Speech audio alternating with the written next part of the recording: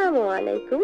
কাছে এবং দূরে, দেশ এবং দেশের বাইরে থেকে কে কোথা থেকে আমার আজকের এই ভিডিও দেখছেন, সবাইকে অনেক অনেক ভালোবাসা ও শুভেচ্ছা জানিয়ে শুরু করছি আমার আজকের ভিডিও।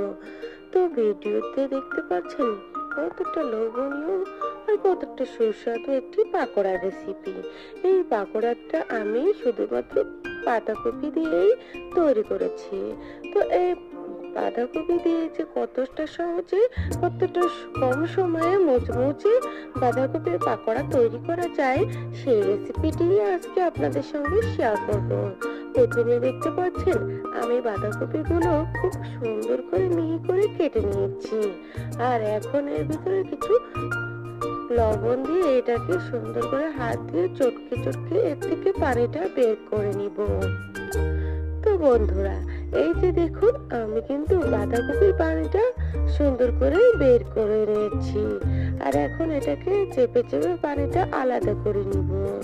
যে সকল বন্ধুরা ভিডিও দেখতে শুরু করে দিয়েছেন, তো প্লিজ ভিডিও শুরু থেকেও লাইক দিতে একদমই ভুলবেন না। আর যারা আজকে প্রথম আমার এই ভিডিও দেখছেন, তো আমার ভিডিওর কোথাও কোনো অংশ যদি আপনাদের কাছে ভালো লেগে যায়, তো লাইক দিয়ে চ্যানেলটিকে সাবস্ক্রাইব করে দিতে পারেন। তো এখন আমি পানিটা আলাদা করে নিয়েছি। আর এখন বাঁধাকপির ভিতরে আমি দিয়ে দিচ্ছি বেশ কিছু পরিমাণ পেঁয়াজ এবং কাঁচামরিচ কুচি। এখন দিয়ে দিচ্ছি পরিমাণ মতো মরিচের গুঁড়া, ধনিয়া জিরা গুঁড়া, হলুদের গুঁড়া,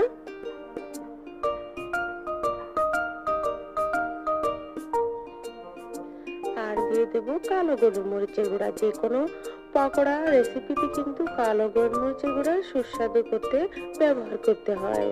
আর এখানে দিয়েছি আমার একটা স্পেশাল মশলা। আর দিয়ে দিলাম স্বাদ মতো লবণ।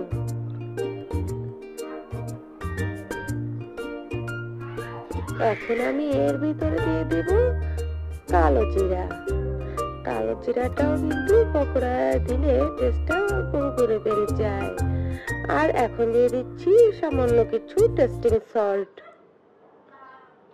বাহির থেকে যে কোনো পকোড়া কিনলে কিন্তু তার ভিতরে টেস্টিং সল্টটা দিয়ে থাকে, এর জন্য বাইরে কেনা পকোড়াগুলো বেশি সুস্বাদু হয়। আর আমি দিয়ে দিচ্ছি আরো একটু বেশি সুস্বাদু করার জন্য সামান্য পরিমাণ চিনি। তো এখন আমি দিয়ে দিব বেসন। পরিমাণ মতো আমি বেসন দিয়ে দিচ্ছি।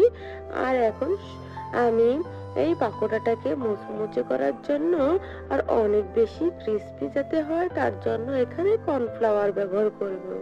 বন্ধুরা, আপনাদের কাছে যদি কর্নফ্লাওয়ারটা না থাকে, তাহলে কিন্তু আপনারা এই কর্নফ্লাওয়ারের পরিবর্তে চালের গুঁড়াটা ব্যবহার করতে পারেন। আর আমি এখানে হাফ টি স্পুন বেকিং পাউডারটা দিয়ে দিয়েছি। তো এখন সবগুলো উপকরণ খুব ভালো মতো আমি মেখে নিচ্ছি। তো খুবই সুন্দর করে কিন্তু আমি সবগুলো উপকরণ মেখে নিয়েছি। এখন আমি পাকোড়াগুলোকে সুন্দর করে ভাজতে দিব। তো এই যে আমি শেপটা দিয়ে দিচ্ছি।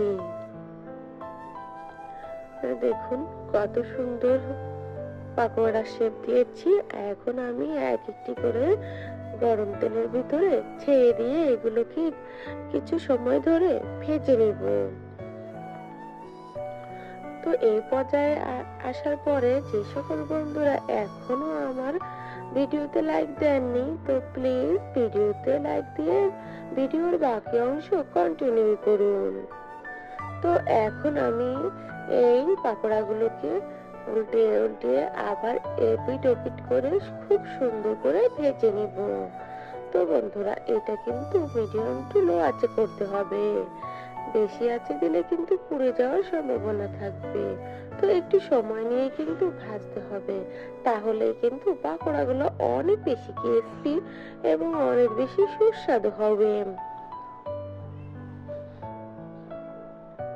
তো দেখুন আমি খুব সুন্দর করে কিন্তু পাকোড়াগুলোকে ভেজে নিয়েছি। খুব সুন্দরভাবে ভাজা হয়ে গেছে। এখন এই তেলের ভিতরে বাকি পাকোড়াগুলোকে আমি খুব সুন্দর করে ভেজে নিব।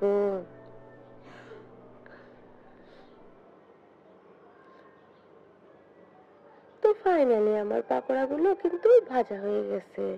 আমি একটি সার্ভিং প্লেটে নিয়ে নিয়েছি। তো এই যে দেখুন কতটা লোভনীয় হয়েছে পাকোড়াগুলো। সামান্য বাঁধাকপি দিয়ে যে এত সুন্দর পাকোড়া তৈরি করা যায়, তো আপনারা না দেখলে বিশ্বাস করতে পারবেন না। আর এটা খেতে তো অনেক বেশি মজা হয়েছে, কতটা ক্রিস্পি দেখতে পাচ্ছেন তো। আর খেতে গেলে কিন্তু আর অনেক বেশি মজা লাগছে। এতটা সুন্দর পাকোড়া রেসিপি, কি বন্ধুরা আজকে কি ট্রাই করবেন? অবশ্যই ট্রাই করুন। আর যে কোনো গেস্ট আসলে এই পাকোড়া রেসিপিটি কিন্তু ট্রাই করবেন। সবাই ভালো থাকবেন। আল্লাহ হাফেজ।